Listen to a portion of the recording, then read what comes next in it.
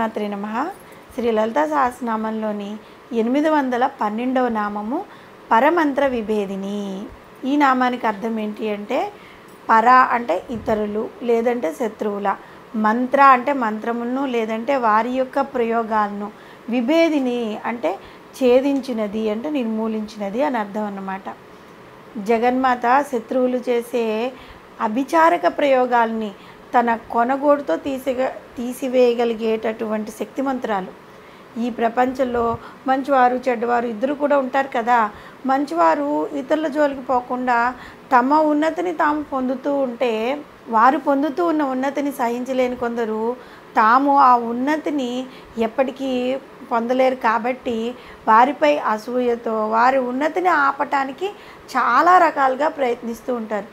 ఈ విధమైన ఎదుటివారి ఉన్నతిని ఆపటానికి వారు అనేక పద్ధతులను ప్రయోగిస్తూ ఉంటారు. దృష్టి దోషము అనే పదాన్ని మనము వినే ఉంటాం కదా. ఏంటి ఆ దృష్టి దోషము? కొంతమంది యొక్క చెడు దృష్టి మనపై సోకితే దానివల్ల మనకు కొన్ని అశుభ పరిణామాలు కలిగే అవకాశం ఉంది. ఎదుటివారి యొక్క కడుపు మంటే అశుభ దృష్టిగా మారిపోతుందన్నమాట. ఒక విధంగా ఇది దుర్మార్గులు ఉపయోగించే చెడు మంత్రమే ఇది. ఇది కాక మరికొంతమంది ఏం చేస్తూ ఉంటారంటే, వాళ్ళు స్వయంగా కానీ లేదంటే ఇతర దుష్టులు దుర్మార్గుల సహాయంతో కానీ తాంత్రిక మార్గాలను ఈ రకరకాలైన చెడు మంత్రాలను మంచి వారిపైన ప్రయోగించి వారి యొక్క ప్రాపంచిక లేదంటే ఆధ్యాత్మిక ఉన్నతిని ఆపివేయడానికి ప్రయత్నిస్తూ ఉంటారు. మీరు కొన్ని పేర్లు వినే ఉంటారు. చేతబళ్ళు, చిల్లంగి, బాణామతి ఇవన్నీ అన్నమాట ఈ కోవలోకి వస్తూ ఉంటాయి. జగన్మాతను నమ్మి స్మరించి ఆరాధించే వారికి ఇవన్నీ కూడా ఆ తల్లి గోటుతో తీసివేయగల విషయాలు ఇవన్నీను. తన భక్తులపై వారిని ఈ పరమంత్రముల నుండి రక్షించే బాధ్యతను ఆ తల్లి స్వయంగా స్వీకరిస్తుంది. ఈ విషయాన్నే పరబ్రహ్మ స్వరూపుడైన శ్రీకృష్ణ పరమాత్మ భగవద్గీతలో 9వ అధ్యాయమైన రాజవిద్య రాజగుహ్య యోగంలోని 22వ శ్లోకంలో వివరించారు. పరమేశ్వరుడైన నన్నే నిరంతరము అనన్య భక్తితో చింతన చేయుచు నిష్కామ భావంతో సేవించే వారి యోగక్షేమాలను నేనే వహిస్తూ ఉంటాను. తనపై పూర్తిగా ఆధారపడిన బిడ్డ ఏ విషయంలోనైనా భయపడినప్పుడు ఆ తల్లి అటువంటి బిడ్డని ఎప్పటికీ వదిలేదు కదా, తను ఓడి చేర్చుకుని లాలిస్తూ ఉంటుంది. ఈ విషయంలోనే దేవీ భాగవతంలో అమ్మవారు చేసిన ప్రతిజ్ఞ కూడా మనం ఇక్కడ వివరించుకోవాలి. యదా యదా హి సాధూనాం దుఃఖభవతి దానవ తదా తే శాంతరక్షార్థం దేహం సంధారయమాహమ్యహం అని అమ్మవారు ప్రతిజ్ఞ చేశారు. ఎప్పుడెప్పుడు మంచివారు దుష్టుల చేత బాధింపబడి నేను రావాలని ప్రార్థిస్తూ ఉంటారో అప్పుడు నేను శరీరాన్ని ధరించి వచ్చి దుర్మార్గులను శిక్షించి సన్మార్గులను రక్షించి ధర్మాన్ని నిలబెడతాను అని అమ్మవారు ప్రతిజ్ఞ చేశారు. ఇంతకంటే తన భక్తుల పట్ల ప్రేమ కలిగిన వారు ఎవరుంటారు?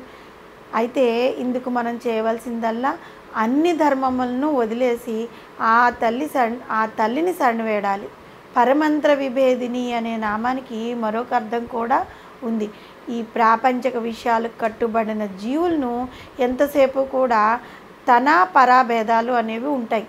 మనకు కావలసిన వాళ్ళని మన వాళ్ళని మిగిలిన వాళ్ళందరినీ పరాయి వాళ్ళని మనం భావిస్తూ ఉంటాం. ఈ విధమైన భావనలు మనలో పేరుకుపోయి ఉన్నంతకాలము మనకు అటు ప్రాపంచికముగా కానీ ఆధ్యాత్మికంగా కానీ ఎటువంటి ఉన్నతి కలగదన్నమాట. ఇటువంటి పరభావనను తొలగించగలిగినది సర్వసమాన భాతృత్వం కలిగించగలిగింది కనుక వసన్యాది వాగ్దేవతల అమ్మవారిని పరమంత్ర విభేదిని అనే నామంతో కీర్తించారు. ఈ పరమంత్ర ప్రయోగములు కేవలం మానవులకే కాదు, దేవసేనలకు కూడా తప్పలేదన్నమాట. జగన్మాత లలితా త్రిపుర సుందరి బండాసునితో చేసిన యుద్ధంలో దేవసేనలు విజృంభించి యుద్ధం చేస్తూ ఉన్నాయి.